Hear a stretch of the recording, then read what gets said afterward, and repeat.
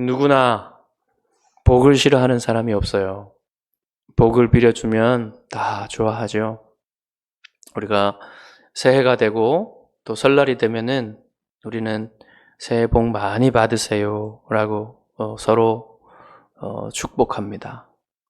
저는 그리스도인들이 새해 복 많이 받으세요라고 이렇게 축복하는 게 결코 잘못되거나 부적절한 표현이 아니라고 생각해요. 저도 이 표현에 대해서 좀 꺼리는 마음이 한때는 있었거든요. 그런데 좀 더 깊이 생각해 보니까 이 새해 복 많이 받으세요라는 말이 전혀 잘못된 게 없어요. 왜냐하면 사실 복을 주신 우리 그리스도인들은 복을 주시는 분이 하나님이신 줄 알잖아요. 그렇기 때문에 굳이 거기다가 하나님이 당신에게 복을 주시길 원하십니다라고 안 해도 우리는 하나님이 복 주시는 것을 다 알기 때문에 그리스도인들 서로 새해 복 많이 받으세요 라고 하면 그게 하나님 복 주시기를 원하십니다 라고 하는 거랑 같은 겁니다. 그리고 또 이게 불신자들에게는 더 적절합니다. 그들은 우리가 하나님이 당신에게 복 주시기를 원하십니다 라고 하는 것보다 그냥 새해 복 많이 받으세요 하는 것이 더 편하죠. 우리는 우리 마음속에 하나님이 그들에게 복 주시기를 원하시는 마음을 가지고 그렇게 축복하면 되는 겁니다. 그렇기 때문에 저는 그리스도인들이 서로 이렇게 인사해도 무방하다고 생각하고요. 그리스도인들끼리 인사할 때는 하나님이 당신에게 복 주시기를 원합니다. 새해 복 많이 받으세요. 이렇게 해도 좋죠. 그리스도인들끼리는. 그러나 여러분이 이제 불신자들에게도 새해 복 많이 받으세요 하는 것도 거리낌 없이 해도 저는 괜찮다고 생각해요. 좋은 인사라고 생각합니다. 미국 사람들은요, 그 문화 자체가 기독교 문화가 저변에 깔려 있기 때문에 God bless you라는 그 축복을 많이 해요. 그냥 인사처럼 합니다. 새해가 아니더라도 언제든지 God bless you. 원래는 이제 May God bless you거든요.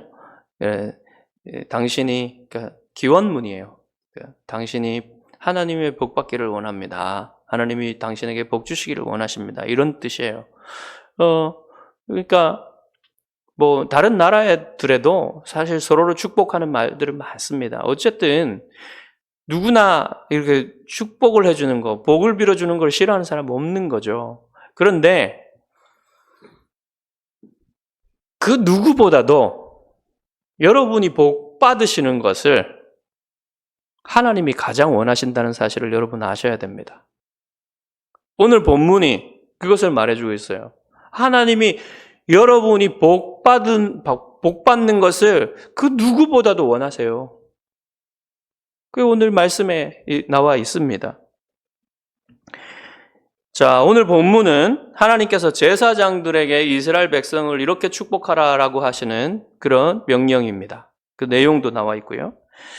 그러니까 오늘날에도 여러분 그 제사장의 축복이라고 하는데 이 제사장의 축복을 가지고 축도할 때 목사님들이 예배 가운데 이 축도를 하시는 목사님들도 계세요. 우리나라에서는 그렇게 흔하지는 않은데 외국에서는 이 축복 기도로 축복하시는 목사님들도 꽤 있다고 합니다. 자, 이 말씀을 통해서 여러분이 하나님의 마음, 여러분에게 복 주시기를 원하시는 그 하나님의 마음을 알고 또한 여러분이 하나님의 복을 받아 누리는 사실에 대해서 늘 감사하는 그런 마음을 가지게 되시기를 바랍니다. 자, 본문의 내용 아주 간단해요. 하나님이 모세에게 제사장들에게 이렇게 축복하라고 일러라 해서는 아까 읽었던 그 말씀, 여호와는 내게 복을 주시고 너를 지키시기를 원하며 여호와는 그의 얼굴을 내게 비추사 은혜 베푸시기를 원하며 여호와는 그 얼굴을 내게로 향하여 드사 평강 주시기를 원하노라. 이 축복의 말도 하나님이 모세에게 직접 주셨어요. 이것을 제사장들에게 알려주어서 그들이 이 말로 백성들을 축복하게 하라. 그러면 너희들이 제사장들이 백성들을 축복하면 내가 그들에게 복을 주겠다. 이게 오늘 말씀의 전체 내용이에요. 여기서 가장 주목해야 되는 게 뭐냐면요. 축복을 명령하시는 분. 그러니까 제사장들을 통하여 제사장이 축복하라고 명하신 분이 여호와 하나님이시라는 겁니다. 다시 말하면 복을 주시기 원하시고 복이 나오는 복의 출처, 복을 우리가 어디서 받을 수 있는가?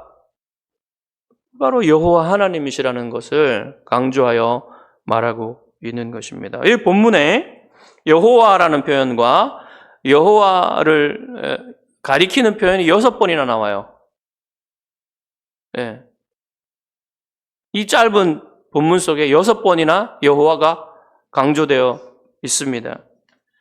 자, 제사장들이 축복하는 말, 그 말 앞에 항상 여호와는 이라고 나오죠. 그리고 27절에 보면 내 이름으로 축복할 것 이렇게 강조하고 있고요. 그 다음 마지막에 보면 내가 복을 주리라 그러시죠. 여호와께서 복을 주신다는 것을 강조하는 것입니다. 자, 우리말에는 잘 드러나지 않지만 원문에는 이게 내가 복을 주리라는 말이요. 나 자신이 복을 주겠다. 이렇게 말씀하시는 거예요. 히브리어에는 동사에 주어가 들어있어서 굳이 내가라는 그 대명사를 쓸 필요가 없어요. 주어를.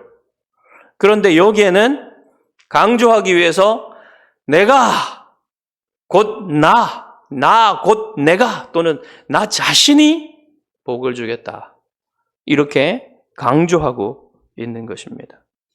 이처럼 여러분에게 복을 주시기 원하시고 여러분에게 복을 주시는 분, 그분은 여호와 하나님이시라는 사실을 여러분이 알기를 원하신다는 거예요. 여러분이 하나님을 찬양하고 하나님께 감사하는 것은 당연한 일이에요. 당연한 일입니다. 근데 하나님이 왜 이것을 자꾸 알기를 바라시고 이걸 자꾸 여러분이 분명하게 인식하기를 바라신다고 계속해서 성경은 강조하시는 걸까요? 하나님이 칭찬 못 받으시면 화가 나신다거나 칭찬이 필요한 분이라서 그런 게 아니에요, 여러분. 하나님은 여러분 칭찬 아니고 여러분의 찬양 아니고 여러분의 감사 아니어도요. 완벽한 영광 가운데 계십니다. 아무것도 부족함이 없어요, 하나님은. 그런 칭찬 못 들어서 안달이 나신 분이 아닙니다. 다만 하나님은 그러한 모든 자신이 지으신 모든 피조물들에게 영광을 받으시고 찬양을 받으시고 감사를 받기에 합당하신 분이시기 때문에 하나님께 피조물이 그 찬양과 그 감사를 드리는 것이 마땅하며 특별히 사람은 그렇게 하나님께 감사하고 하나님께 찬양을 드리는 것이 그게 사람이 지어진 목적이며 사람이 그렇게 할 때 가장 좋은 거예요. 그 사람은 진실로 하나님을 찬양하고 감사할 때 가장 행복한 상태에 있는 것입니다. 그러시겠죠? 또 하나는 여러분이 이 사실을 알아야 되는 이유는 다른 것에서 복을 구하지 말라는 거예요.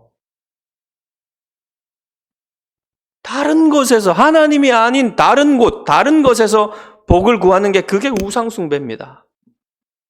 여러분, 우상숭배 왜 해요? 왜 다른 신들을 찾아갑니까? 왜 다른 것들을 의지합니까?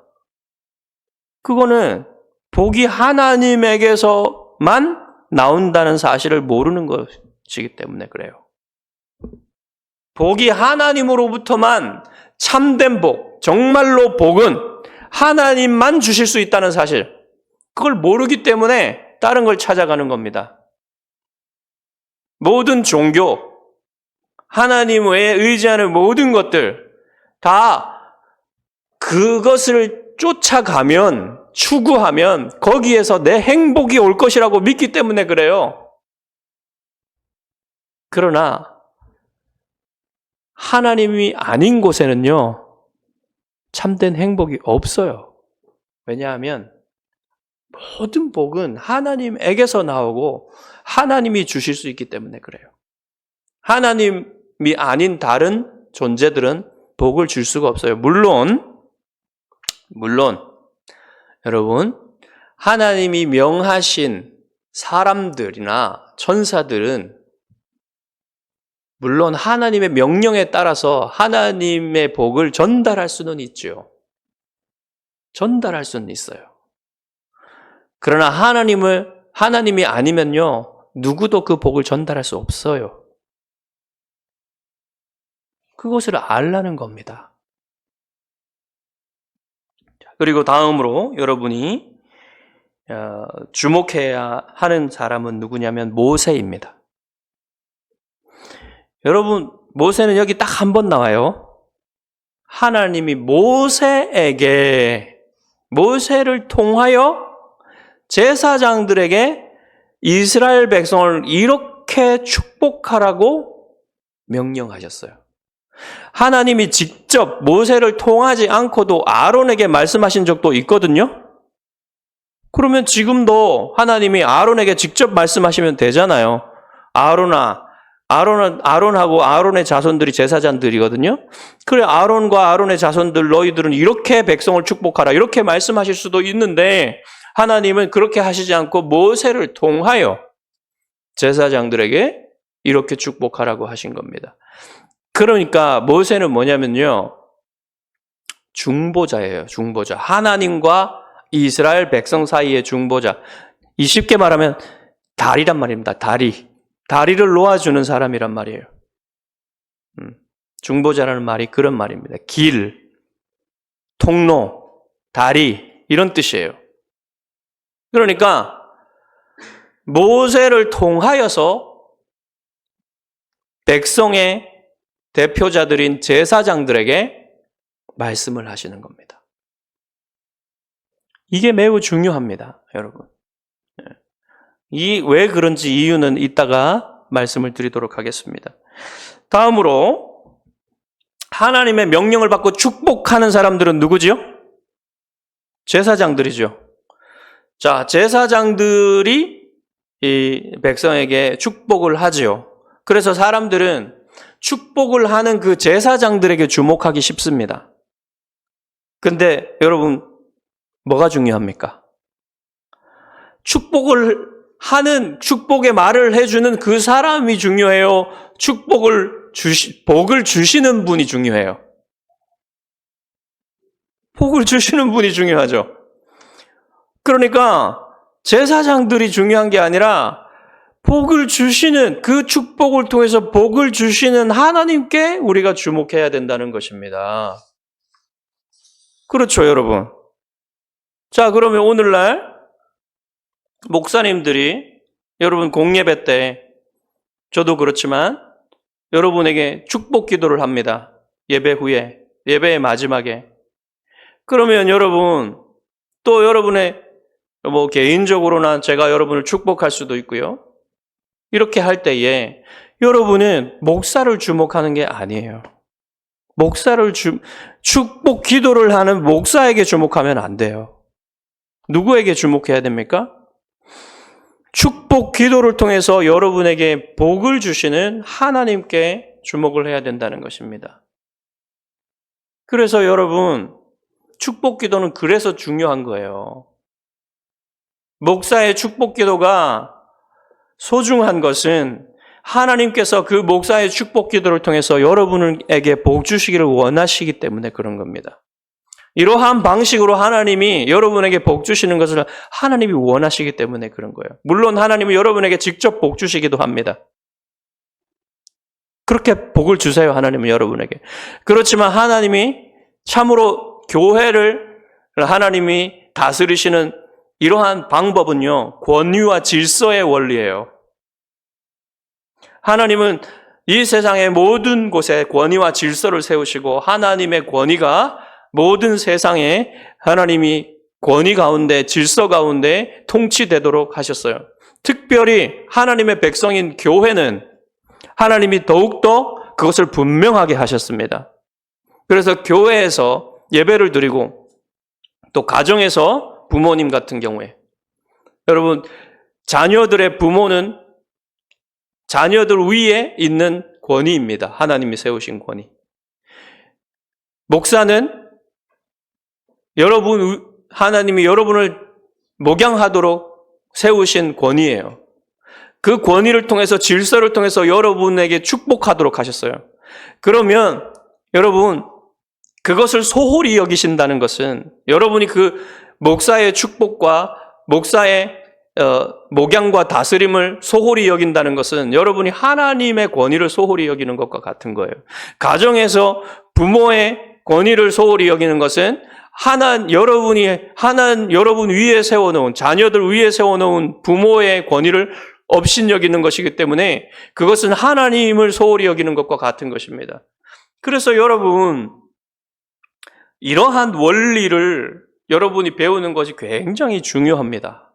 여러분이 얼마나 높은 위치에 가든지 얼마나 부한 사람이 되든지 얼마나 사람들에게 인정받는 사람이 되든지 그것과 상관없이 여러분은 목자의 목양을 받는 양들이에요. 그게 하나님이 세우신 권위의 질서입니다. 어떠한 상황에서라도 여러분, 그래서 이러한 질서, 이러한 권위의 하나님의 다스림을 여러분이 받지 않는다면, 기꺼이 겸손히 받지 않는다면요, 여러분이 이러한 체계 밖에서도 하나님을 업신여기게 되어 있어요.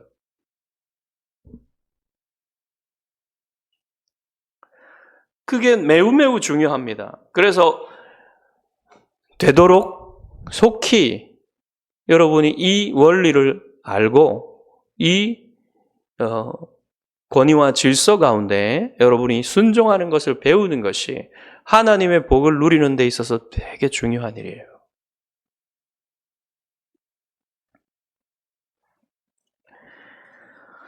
자, 그 다음에 이 축복을 받는 사람들은 누굽니까? 이스라엘 백성이죠.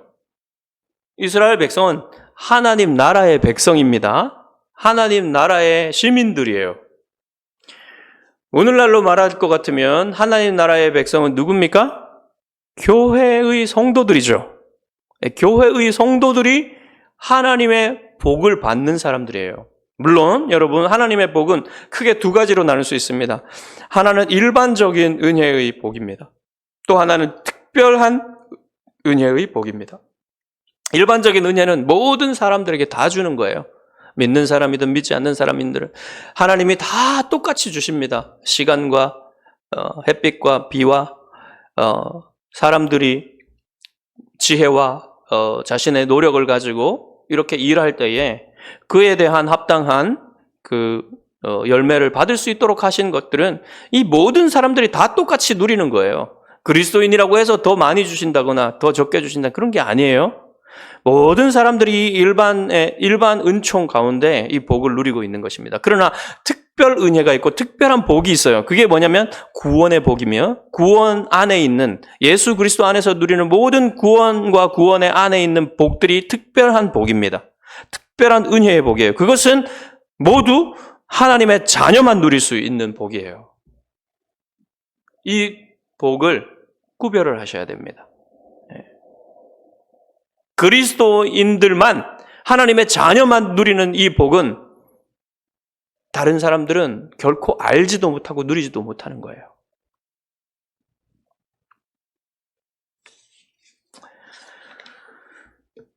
자, 이제 마지막으로 무엇을 봐야 되냐면 축복의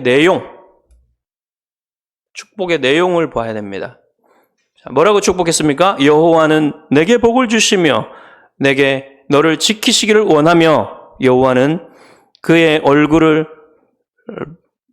내게 비추사 은혜 베푸시기를 원하며 여호와는 그 얼굴을 내게로 향하여 드사 평강 주시기를 원하노라.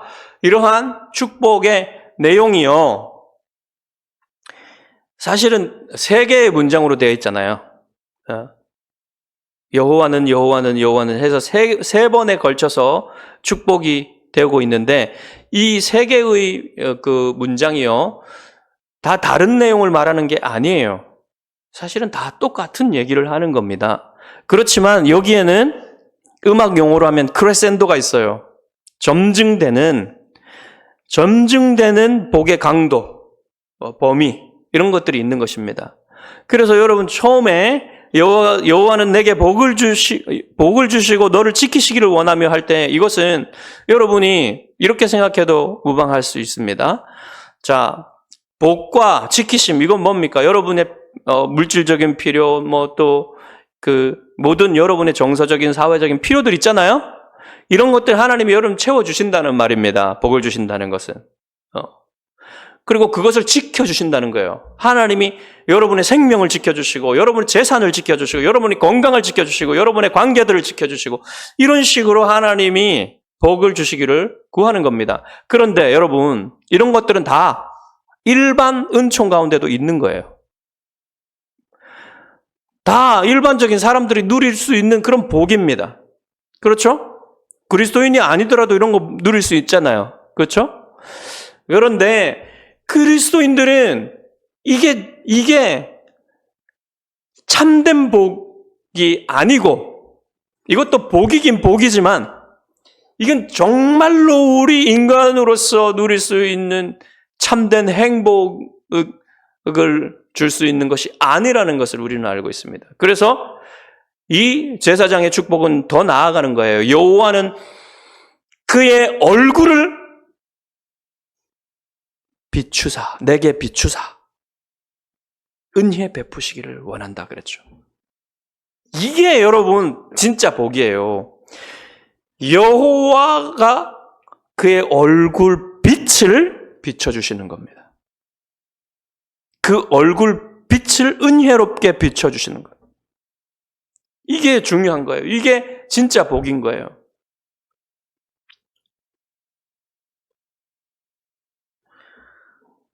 여러분,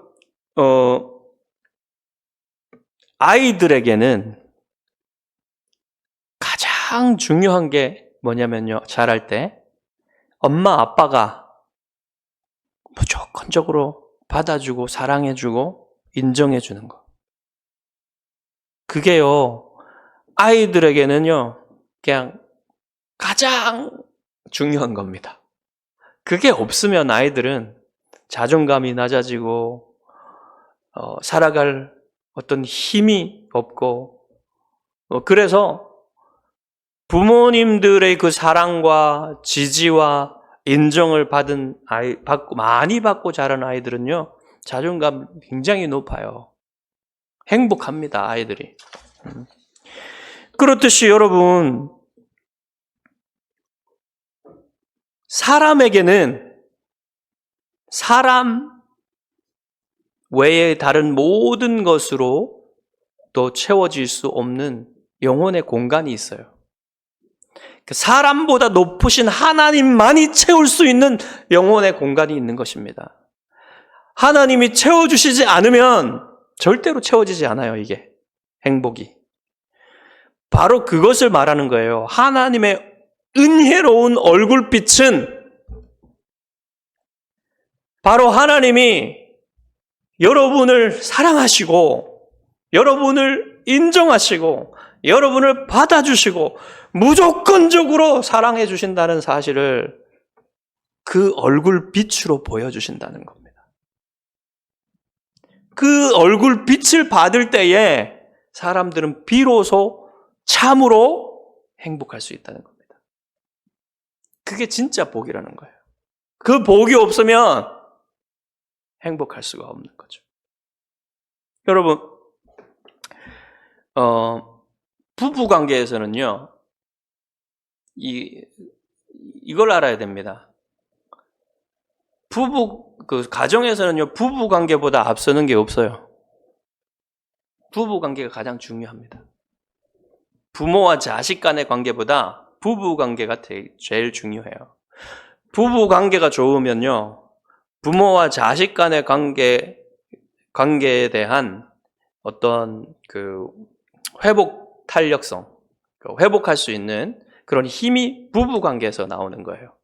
부부 관계가 좋으면 화목하고 서로를 향하여 조건 없이 무조건적으로 자신을 내어주는 이러한 사랑 가운데 있는 부부는요, 자녀들이 힘들어도 자녀들에게 얼마든지 사랑을 베풀 수 있는 그 힘을 부부 관계에서 얻을 수 있습니다. 그러나 그 부부 관계가 좋지 않으면 자녀에게 줄 힘이 없는 거예요. 사랑이 부족한 거예요. 자, 그런 식으로 항상 가정은 먼저 부부 관계가 중요합니다. 어떤 사람들은 부부 관계보다도 자녀와의 관계를 우선시하는 사람들이 있어요. 그러면 아주 힘들어져요, 가정이. 그래서 잘못되는 가정들이 많습니다. 물론 부부 관계가 좋지 않고 그럴지라도 하나님과의 관계가 좋은 사람은요, 이 하나님의 사랑을 받고 하나님의 인정을 받고 하나님의 그 은혜를 받고 있는 그 힘으로써 회복할 수 있는 가능성이 있어요. 다른 모든 관계들을 회복할 수 있는 가능성들을 가지고 있는 것입니다. 그래서 여러분, 모든 관계의 가장 중요한 시발점은 하나님의 은혜를 받는 데서 나오는 거예요. 그게 없으면요, 참으로 힘든 것입니다. 모든 관계들이. 예. 그래서 이 축복이 너무 중요한 거죠. 여호와께서 그 얼굴을 내게로 비추사 은혜 베푸시기를 원한다는 이 축복만큼 좋은 게 없는 거예요. 그러면 이제 그 축복은 어디를 향하냐면 조금 더 포괄적이고 높이 크레센도 됩니다. 여호와는 그 얼굴을 내게로 향하여 드사 내게 평강 주시기를 원한다. 이것은요, 성경에서 보면 여호와께서 그 얼굴을 숨기시면 구약 성경에서는요, 하나님의 진노를 표현하는 거예요. 하나님이 진노하고 계시다는 거. 그러나 그 얼굴을 향하여 드신다는 것은 그 진노를 이제 멈추시고 정말로 사랑한다는 것을, 은혜 베푸시기를 원하신다는 것을 다시 한번 보여주시는 것입니다. 얼굴을 향하여 드신다는 것은. 그리고 평강을 주신다. 평강 주시기를 원하신다 그랬는데, 평강은 히브리어로 샬롬입니다. 샬롬.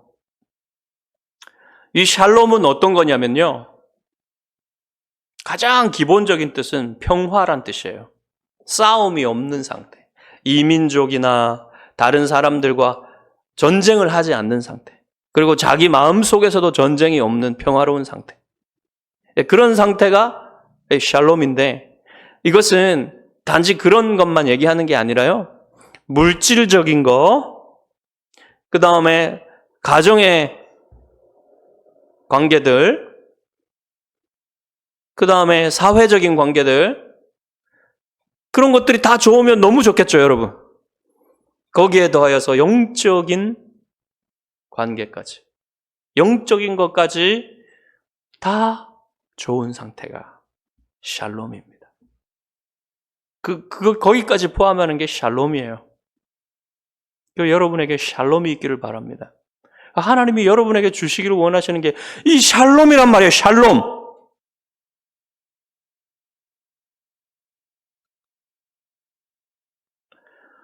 그러면 여러분, 이 샬롬을 어떻게 얻을 수 있습니까?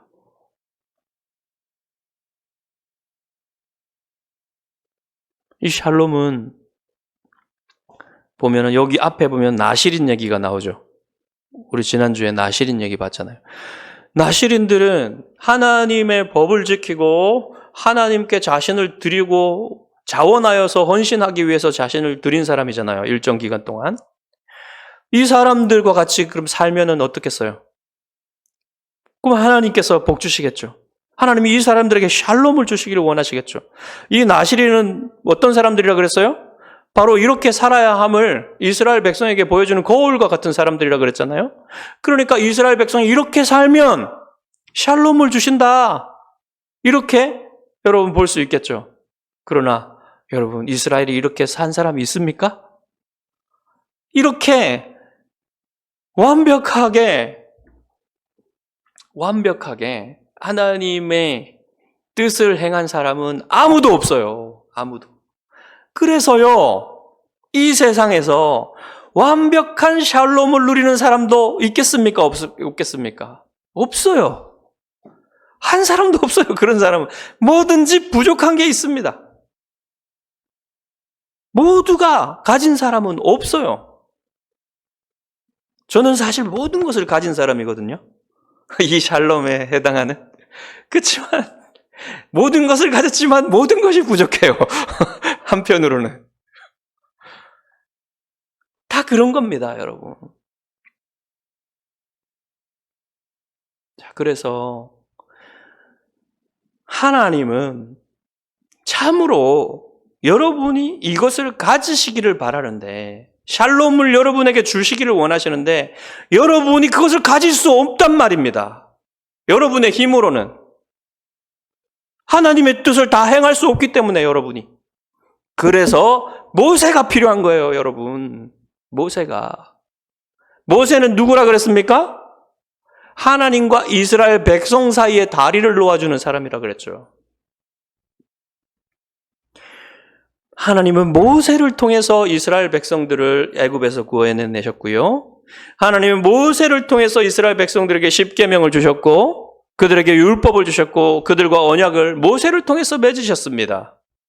그리고 이스라엘이 모세가 시내산에 올라갔을 때 금송아지 우상 숭배했을 때 하나님은 그들을 다 멸하시고 새로운 민족을 통해서 모세를 통해서 새로운 또 사람 백성들을 만들어내셔서 내시겠다. 이런 계획을 말씀을 드렸지만 모세는 이 백성과 함께 하시지 않으시겠다면 저는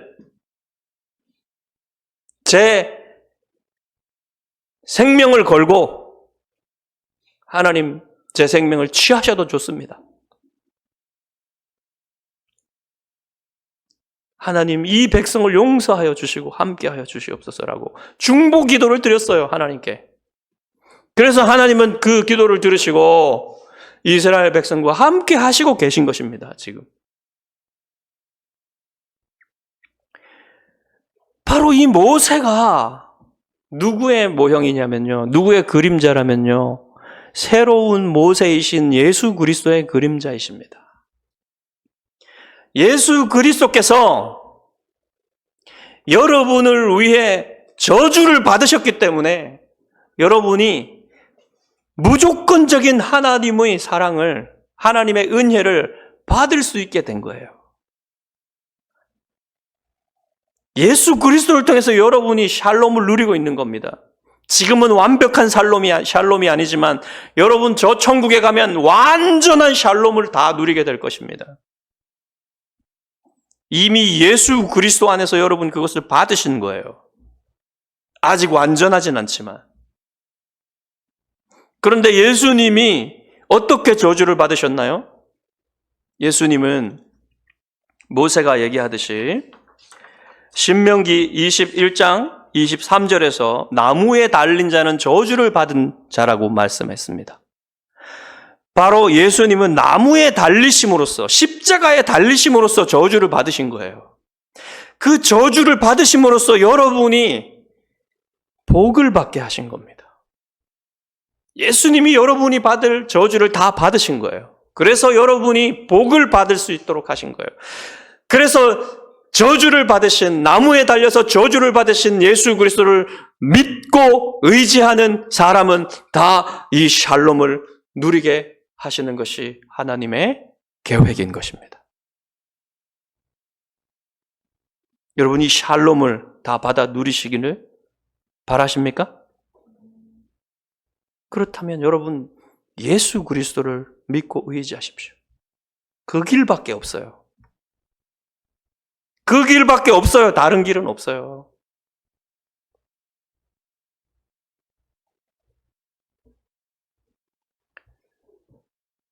자, 여러분, 예수님이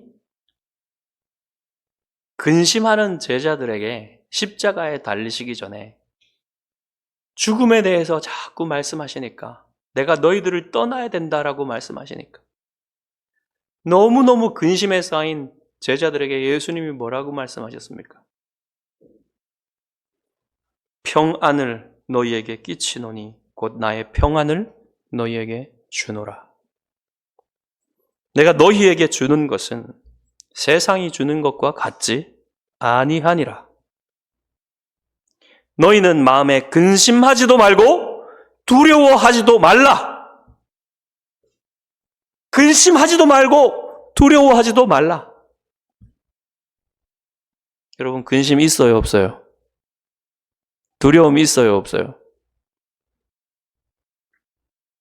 조금씩은 있으실 것입니다. 근심도 있고 두려움도 있을 것입니다. 그러나 그것이 없는 사람은 없을 거예요. 그러나 여러분이 더 자꾸만 근심에 빠지고 자꾸만 두려움에 빠지고 염려하는 것은 무엇이냐면요, 여러분이 이 샬롬, 여기서 말하는, 예수님이 말하는 평안이 바로 샬롬이에요. 똑같은 말입니다. 그 말과 샬롬을 너희에게 끼치노니, 샬롬은 바로 예수님 자신이에요, 여러분. 예수님이 여러분의 샬롬이 되셨습니다. 그런데 여러분이 자꾸만 근심하고 자꾸만 두려움이 드는 것은 여러분이 예수님을 보지 않기 때문에 그래요. 예수님의 다른 것에서 자꾸만 행복을 찾으려고 하기 때문에 그래요. 여러분 마음을 한번 생각해 보십시오. 지금 여러분이 근심과 걱정과 염려와 두려움이 있습니까? 그렇다면 여러분이 아직 예수님을 의지하지 않는 겁니다. 예수님을 신뢰하지 않는 거예요. 예수님을 바라보지 않는 겁니다. 샬롬이신 예수님을 보십시오. 그러면 여러분이 이 샬롬을 얻을 수 있게 돼요. 자, 오늘 말씀을 기억해 보십시오. 샬롬은 최고의 복입니다. 하나님은 이 샬롬을 여러분에게 주시기를 원하십니다. 하나님이 여러분에게 이 샬롬을 주실 수 있는 분이세요. 그러나 그 샬롬을 받을 수 있는 유일한 길은 여러분이 예수님을 바라보고 예수님을 믿고 예수님을 의지하는 것, 그것입니다. 여러분이 하나님의 모든 복을 받아 누리시려면 예수 그리스도를 바라보시고 예수 그리스도를 믿고 예수 그리스도를 의지하고 그리스도의 말씀대로 살아가십시오. 그러면 여러분, 모든 지각에, 모든 이해보다 뛰어나신 하나님의 샬롬이 여러분의 마음과 생각을 지켜주실 것입니다. 기도하겠습니다.